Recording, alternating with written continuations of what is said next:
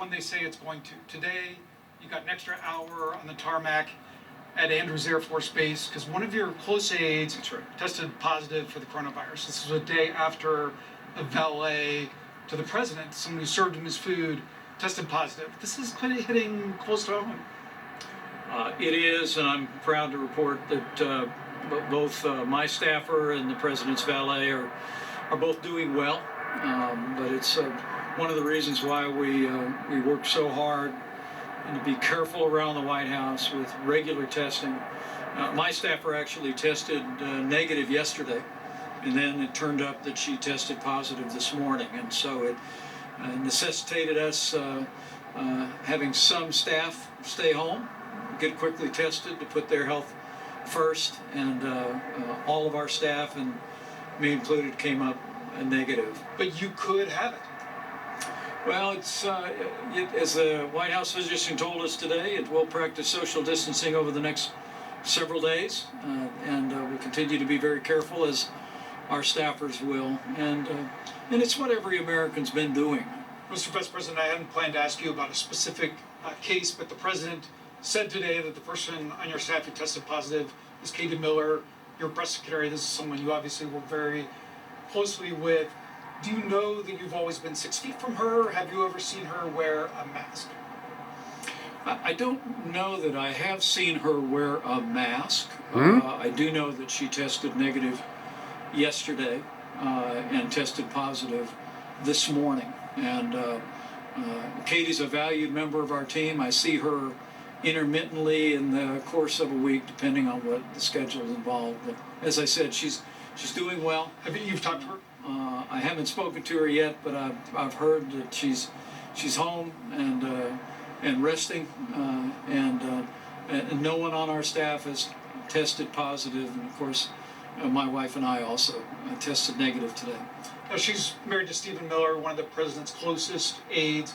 So the implications for the whole West Wing of being directly or indirectly exposed are profound. There's a lot of concern about that back on campus. Well, it's not the first case at the White House complex. We had a case a number of weeks ago, and the American people can be confident that the president and I are tested on a regular basis. When I took this position to lead the White House Coronavirus Task Force, we'd done roughly 8,500 coronavirus tests all across the country. As of today, 8.1 million tests have been performed across the country. You talk to individual hospitals, you talk to individual workplaces. So many of them say they don't have the tests. What we've been doing is working with governors across the country to not only make more testing resources available, but starting this week, we began to ship to all 50 states and territories in this country a full 1 week supply of test tubes, swabs, and mediums, so that they could conduct the number of tests that the state determined was appropriate to accomplishing their goals. Literally every week for the next month, we will be shipping supplies to all 50 states. Now that 2 people who roam the West Wing have tested positive, do you think it's time for your workplace to have masks? There's almost no masks in the complex. I was in there yesterday. Do you think maybe that should change? Well, some people do wear masks. But it's not common. Do you think it'll become more common with this result? I think we'll listen very carefully to the White House physician's office, and they've told you not to. We'll heed their guidance. But there's a number of people in the White House have worn masks for some time, and many Secret Service personnel will wear masks on campus. But at the moment, it sounds like you don't think that includes masks for most aides. I will promise you that we will all listen very carefully to the guidance of the White House physician. They have a remarkable office, incredible public servants, and we'll listen very carefully to their guidance. So you're not committing to more masks? I'm committing to listen to whatever the White House physician tells us to do. So, Mr. Vice President, the White House has been holding back on some very detailed guidance that the CDC has prepared on opening up America. And I think one of the things in your mind is to perhaps have it be less prescriptive. An example that was given to me was not telling a church exactly how to give communion. What is your goal with the retooled detailed guidance on reopening America? Well, first, several weeks ago, the president had the coronavirus task force build a set of proposals to open up America again. And it's a phased approach that we believe will guide the efforts here in Iowa and all across the country to safely and responsibly reopen the American economy. Now, with regard to the CDC, I read in the newspaper that there was some Well, so you know it's true. holding back. No, Honestly, it's just simply not true, Mike. I mean, well, there has been a process request for changes, and it sounds like you do like the idea of less. I think that our objective is to make sure that the CDC's guidance is based upon the science, but also makes it clear that we want the states to have the flexibility. So more leeway.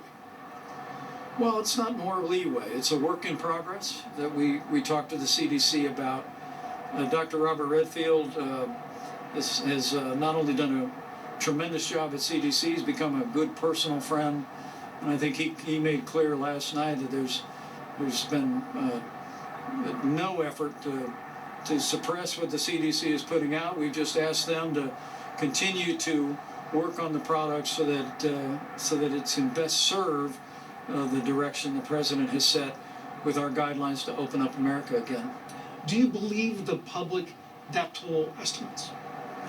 We have every reason to accept the estimates in the United States, although estimates from some places around the world invite a high degree of skepticism, particularly when you think that this outbreak began in China, and China's numbers appear to be very low. It's one of the reasons why the president suspended funding to the World Health Organization and has initiated an investigation into China's handling of this. We're going to get to the bottom of it, and we're going to hold those accountable that so just served our country and frankly almost every nation on earth. The April jobs report, the worst since the Great Depression, perhaps the worst in the country's history.